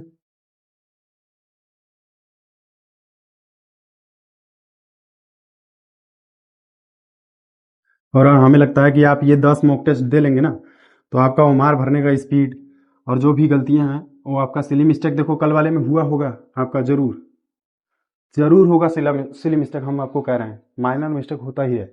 वहीं से आपको सुधार मिलेगा कि यार अगली बार टेस्ट में ना हम यही वाला गलती कर दिए थे, सी था डी मार दिए थे, तो दूसरे वाले टेस्ट में हम सुधारेंगे उसको। 140। एक वस्तु को 1700 रुपये में बेचने पर एक दुकानदार को 15% की हानि होती है। 20% लाभ प्राप्त करने के लिए उसे उस वस्तु को कितने रुपए में बेचना चाहिए? 1700 का वस्तु है। ये भी क्वेश्चन बार बार ऐसे ही आता है, किसी भी किताब में देख लो ऐसे ही मिलेगा तुम्हें, कितने रुपए में बेचने पर एक दुकानदार को इतने परसेंट की हानि हो रही है। भाई बेसिक्स तुम्हें बता सकते हैं, सीपी निकाल के ये वो ऐसे, बट देखो 60 कट कैसे करोगे, ऊपर वाला बाद वाला पहले लिख दिया करो, 20% प्रॉफिट ना ऊपर लिख दिया करो 120, और नीचे कितना है 15% की हानि, ऊपर 15% हानि यानी 85 लिख दो, और ऐसे हल कर दोगे एक लाइन में आपका आंसर आ जाएगा। देखो 17 पचे 85, अब 5 दूनी के 10, यहाँ 20 आएगा, 12 दूना के 24, ये लो भाई दिया ऑप्शन, ऑप्शन नंबर सी आपका आंसर आ गया 24, ठीक है। छोटा सा क्वेश्चन है भाई, बेसिक्स हम बता देंगे जब प्रॉफिट एंड लॉस पढ़ाएंगे तब। बेसिक इसमें क्या है भाई, हम इसमें क्या करेंगे पहले जानते हो, बेसिक वाले में 15% हानि दिया है, तो 15% की हानि करके पहले हम सीपी निकाल लेंगे इसका। 15% हानि करके 1700 में था, 1700 में बेच रहा है, 15% हानि करके हम इसका सीपी निकालेंगे। 17 पचे 85, और 5 दूनी के 10, 2000 हमारा सीपी आ जाएगा इसका, 2000 सीपी आ जाए। और फिर कह रहा है कि बताइए 20% लाभ पाने के लिए कितने में बेचें, तो इसी को हम 20% लाभ पे बेच देंगे, यानी 120 बटा के 100, ठीक है। या तो 6/5 कर देंगे, जो फ्रैक्शन वैल्यू जानते हैं।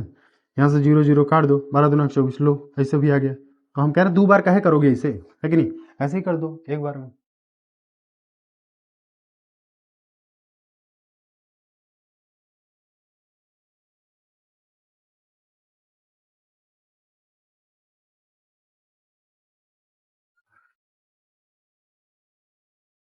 141। एक परीक्षा में 8 छात्रों द्वारा प्राप्त अंकों का औसत 5.1 था और 9 अन्य छात्रों का 6.8 था। 17 छात्रों के औसत अंक क्या थे? भाई पूरा कर लेते हैं, इसमें क्या दिक्कत है। 8 छात्रों का कितना था? 5.1 था। यही पूरा कर लेते हैं। 8 एक 8, 8 पंजे 40। ठीक है, ये हो जाएगा। और कह रहा 9 छात्रों का औसत कितना था? 6.8 था। तो 9 8 72 हो जाएगा आपका। 9 8 72, 9 6 54, 7 4 11 यानी 61। ये हो जाएगा। इन्हीं को ऐड कर दो। अब कितने से डिवाइड करना है आपको? 17 से। 17 छात्रों का औसत पूछा है कि नहीं? तो ऐड कर लेते हैं। कितना हो जाएगा भाई? 8 2 10 हो जाएगा, और यहाँ पे 1 1 2 हो जाएगा, और 6 4 10, 102 आएगा। 102 में जब 17 से भाग दोगे तो कितना आएगा? 17 छक्का 102। ये हमारा आंसर हो जाएगा। 6। इसमें पॉइंट पॉइंट करके दिया है, तो यानी 6.0। पॉइंट के आगे जीरो का मतलब नहीं होता है। आंसर 6 होगा। ठीक है,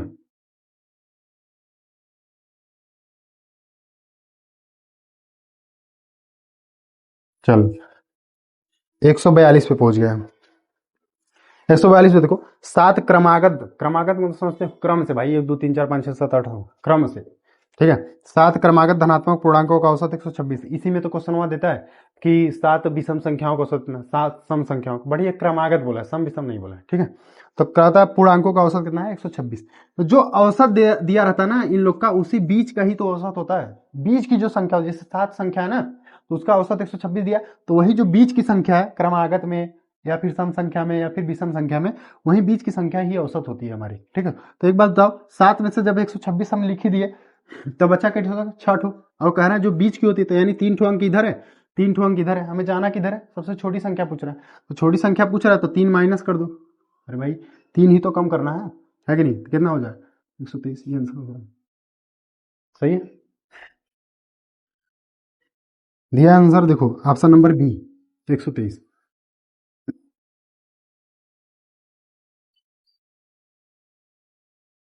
143 नंबर पे हम लोग पहुंच गए हैं। अब ज्यादा क्वेश्चन नहीं है आपका, 7 क्वेश्चन हो रहे हैं। कर एक बर्तन में दूध और पानी का अनुपात 3:4 है। यदि हम 10 लीटर दूध और 10 लीटर पानी मिलाते हैं तो अनुपात इतना हो जाता है। ये लोग आप लोग आराम से कर सकते हो भाई ऐसे। 3:4 है, और कितना हो जाता है? 4:5। क्या क्या मिलाने से? 10 लीटर दूध और 10 लीटर पानी। देखो 10 लीटर दूध और 10 लीटर पानी मिला रहे हैं हम लोग। कितना मिला रहे हैं? दूध और पानी पहले किधर है लिख लेते हैं। देखो ये दूध है, ये पानी है। तो 10 लीटर दूध मिला रहा है, 10 लीटर पानी मिला, सेम से मिला रहा है। तो यहाँ भी एक मिला रहा है, यहाँ भी एक मिला रहा है। मतलब एक का वैल्यू कितना दिया है? 10। ये सब जब पढ़े रहोगे तो समझ में आ रहा होगा आपका। जो नहीं पढ़े होंगे, सुनेंगे तो ये मास्टर नहीं सही है कि नहीं?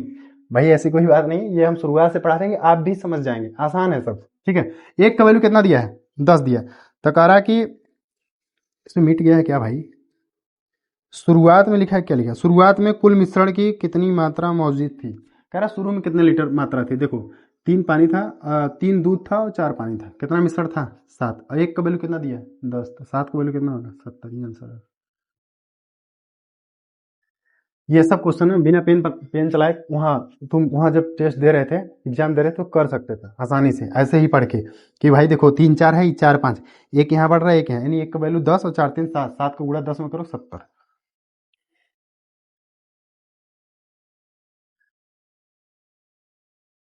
और देखो उत्तर प्रदेश पुलिस में हम ये कहेंगे ना कि हर चैप्टर पढ़ के जाना, हर चैप्टर पढ़ के जाना, बेसिक बेसिक ही पढ़ना है। बेसिक से ही क्वेश्चन आ रहा है, बेसिक से ही क्वेश्चन आ रहा है। उसके अंदर ज़्यादा एक्सपर्ट नहीं बनना है अभी, है कि नहीं? क्योंकि जैसा क्वेश्चन पूछ रहा है वैसे पढ़ाई करके जाओ, क्या मतलब है? अब भाई दूसरा सब्जेक्ट पढ़ो, जीके वगैरह पढ़ो, हिंदी मजबूत करो। चलो देखो, ए और बी स्टील, 144 वाला देखो। ए और बी स्टील के दो भारी खंड है। यदि बी को ए के शीर्ष पर रखा जाता है तो वजन 60% बढ़ जाता है। बी को ए के शीर्ष पर रखा जाता है तो वजन 60% बढ़ जाता है। या देखो हम मान ले रहे हैं ना, बी को ए के शीर्ष पर रखा जाता है। हम मान ले रहे हैं ए जो है 100 की गिरा है, सपोज दैट, है कि नहीं? 100 है। और जब बी को रख रहे हो ना इसके ऊपर, तो ये 60% बढ़ जा रहा है। इसका मतलब 160 हो जा रहा होगा। इसका मतलब 160 हो जा रहा है। तो इसका मतलब बी होगा कितना? 60 होगा, तभी तो 160 कर दिया।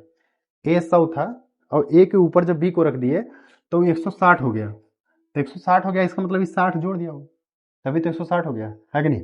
अब इसके बाद कह रहा है यदि बी को ए के शीर्ष से हटा दिया जा रहा है, कह रहा है पहले रख दो, अब कह रहा है हटा दो, है कि नहीं?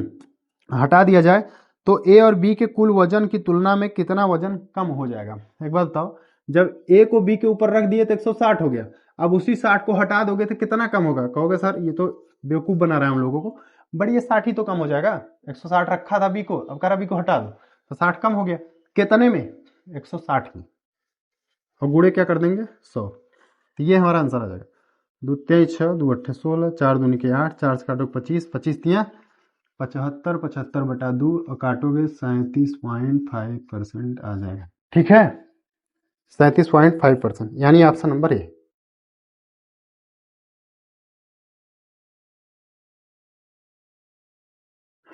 चलो 145 पे हम लोग पहुंचने वाले हैं, पहुंचने वाले नहीं है, पहुंच गए हैं।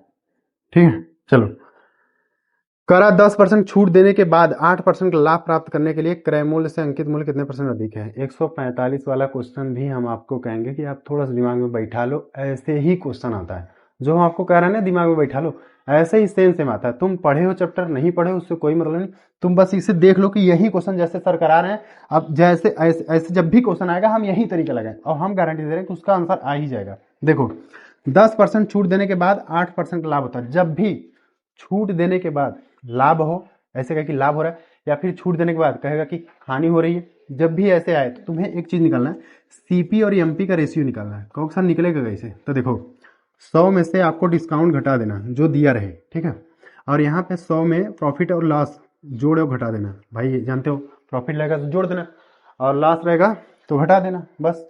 तो यहाँ से सीपी एमपी की रेशियो निकालो, देखो हम डायरेक्ट निकाल दें। करा 10% छूट देने के बाद 8% लाभ होता है, तो हमें तो ये तो पता चल गया कि सीपी एमपी की यही वाला लगाना है तरीका। तो 10% छूट दिया, तो 10 में से डिस्काउंट घटाओगे, 100 में से डिस्काउंट घटाओगे 10, तो कितना आ जाएगा 90। तो लिखो सीपी मिल गया हमें और सीपी एमपी की रेशियो निकलेगा, ये ध्यान देना। अब 8% क्या हो रहा है, लाभ हो रहा है, हानि होता तो घटा देते, लाभ हो रहा है तो जोड़ दे रहे हैं। 100 में 8 जोड़ोगे तो 108 आएगा, सही कि नहीं। अब इसको काटो, 9 से काटोगे, 9 का 9 10 आएगा, 9 का 9 9 दूनी 18, यहाँ से आउट काट दो, 2 पंजे 10 2 छक्के 12, 5 6 आ गया। सीपी 5 पे खरीदे थे और क्रय मूल्य एमपी कितना है 6 है। अब देखो ये पूछ क्या रहा है, कह रहा भाई ये आप ये बताइए कि क्रय मूल्य से अंकित मूल्य कितने परसेंट अधिक है। यही वाला तो क्वेश्चन बताए थे जो 4 ठोकर के, कि अधिक वाला जब कहेगा कि क्रय मूल्य जो एमपी है इस सीपी से कितना अधिक है, अधिक है, तो हम कहते हैं अंतर कर लेना। और अधिक वाले में क्या बोले थे कि कम वाला लिखना रहता है नीचे, है कि नहीं। तो कम कितना है ये, और गुणे क्या करोगे 100, भाई 100 में भाग दोगे कितना आएगा 20 में। ठीक है, ये क्वेश्चन दिमाग में बैठा लेना, आपसे ऐसे ही क्वेश्चन मिलेगा, ये गारंटी है, ऐसे ही मिलेगा सेम सेम। और जब ऐसे ही मिलेगा तो ऐसे ही कर रहे हैं।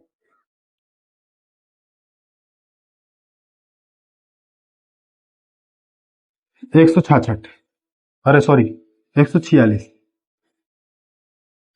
कह रहा है ए और बी की आयु का अनुपात 3 संबंधित 2 है। ए और बी की आयु का अनुपात 3 संबंधित 2 है। 10 वर्ष बाद उनकी आयु का योगफल 80 होगा।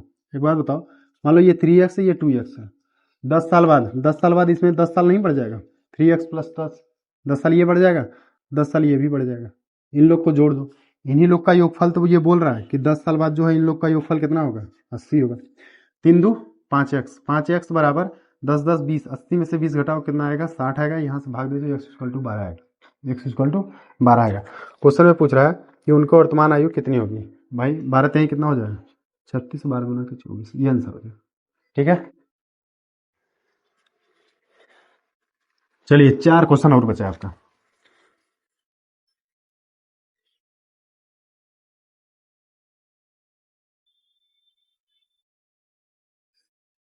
एक सौ सैंतालीस, वह छोटी से छोटी संख्या ज्ञात कीजिए जो 24 48 60 से पूर्णतः विभाज्य हो। भाई एलसीएम निकालना है, 24 48 और 60 का एलसीएम निकालना है, निकाल लेना ना। ठीक है कि नहीं, इसमें क्या एलसीएम निकाल लेना, एलसीएम बीचों में बताए थे आपको 148। दो संख्याओं का योगफल 36 है और उनका मस 4 है, इन संख्याओं के कितने युग्म संभव।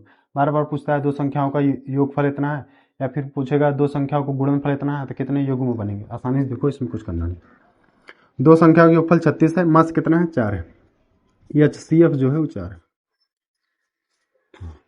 अब इनका योगफल 36 है, तो हम संख्या जानते हो इसी को मानते हैं ना, x लगा के HCM ही तो मानते हो 4x और फिर 4y, क्योंकि मस का तो गुणनफल ही होता है जो संख्या होती है कि नहीं। तीन का योगफल कितना दिया है 36, 4 कामन ले लो, 4 कामन ले लो, x plus y equal to कितना आएगा 36, 4 9 36, x plus y equal to कितना आएगा 9।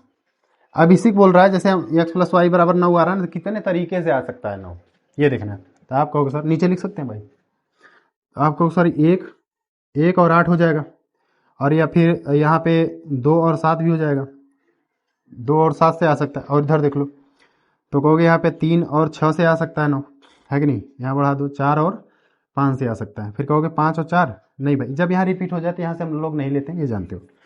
एक बात बताओ, इसमें जो कटने लायक रहता है उसे काट दो, जो कॉमन रहता है देखो इसमें कॉमन है ना, 3 और 3 कॉमन है, इसे काट दो, है कि नहीं। इधर कुछ कॉमन है, कुछ नहीं कॉमन है, कुछ कॉमन है, कुछ नहीं, कुछ कॉमन है, कुछ नहीं, तो कितने योग बनेंगे 1 2 3, तो ये 3 हमारा आंसर हो जाएगा, ठीक है।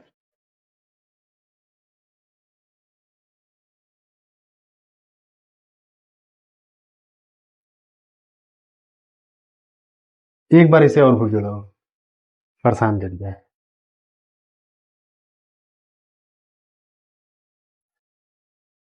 149 वाला देखो, 149 वाले में भी बहुत लोग कंफ्यूज हो गए होंगे। देखो कैसे कह रहा, नीचे दिया गया दंड आरेख एक कंपनी द्वारा 2 वर्षों में निर्मित 6 अलग अलग प्रकार की कारों का प्रतिशत दर्शाता है। यदि 2001 में पी प्रकार की कारों का उत्पादन प्रतिशत 2000 के समान होता, तो 2001 में उत्पादित पी प्रकार की कारों की संख्या क्या होगी। बहुत लोग क्या किए होंगे ना, 2001 में जो पी प्रकार की कार है, जैसे 2001 में पी प्रकार की कार कितना है 35% है, तो आप लोग क्या किए होंगे 44 का जो दिया है कि नहीं, 440,000, उसी का आप लोग क्या निकाल रहे होंगे 35% निकालेंगे, अब आपका आंसर आएगा ही नहीं। इसमें यह बोला है ना कि यदि 2001 में पी प्रकार की कारों का उत्पादन प्रतिशत 2000 के समान होता, 2000 में कार के उत्पादन कितना है 30%, वही बोल रहा है, कह रहा भाई 2001 में 35% है, ठीक है पी का कार उत्पादन, लेकिन 2001 के बराबर अगर रहा होता तो कितनी संख्या होती, तो कहोगे कि सर 2000 में जो कार पी की उत्पादन है वो 30% है, तो वही कह रहा है कि 2000 में जितना कार का उत्पादन हुआ था पी वाले का, 2001 का हिसाब से निकालिए आप, अगर 2001 में 30% रहा होता तो कितना होता, है कि नहीं। तो देखो इसका हम 30% निकाल देंगे, यही हमारा आंसर हो जाएगा, है कि नहीं। देखो 3 चौक 12, 3 चौक 12, ये हमारा आंसर हो जाएगा, इतने आएगा। एक जीरो और था क्या, लो, फिर हमारा ऑप्शन हो जाएगा बी, ठीक है। अब एक ही क्वेश्चन बचा है क्या भाई, लास्ट क्वेश्चन पे आ गए हम लोग, और इसे एक बार फिर भी बोलना पड़ा बेचारा।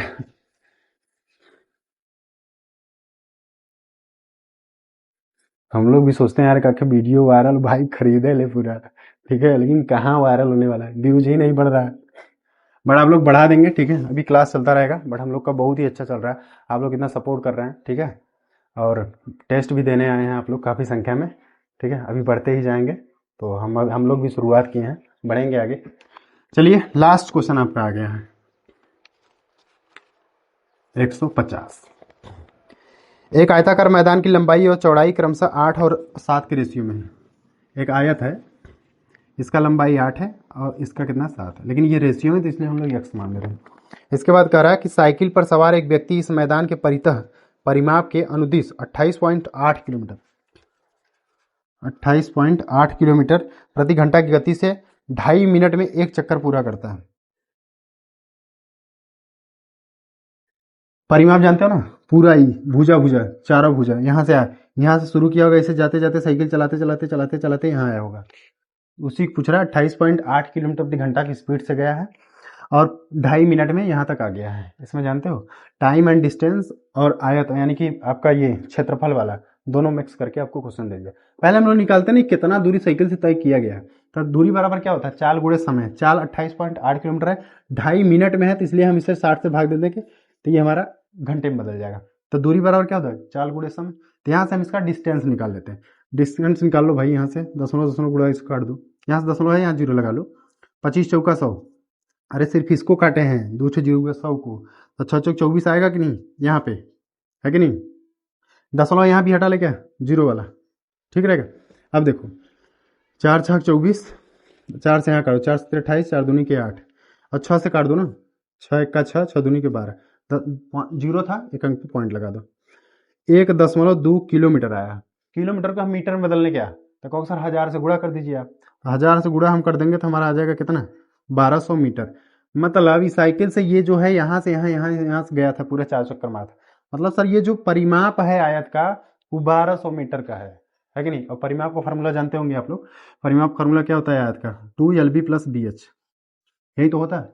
तो 2 और यल कितना है देखो 8x, और बी कितना है 7x, हम डायरेक्ट जोड़ दे रहे हैं। 8 7 कितना हो जाएगा? लो भाई लिख दे रहे हैं आपको, यही है। और परिमाप हमारा ये आ गया, और परिमाप दिया कितना है 1200 मीटर। लो 1200 मीटर काट दे क्या यहीं से, 600 मीटर है। 8 7 15, x = 600, 15 चौका 60, x = कितना आएगा 40, 40 आएगा।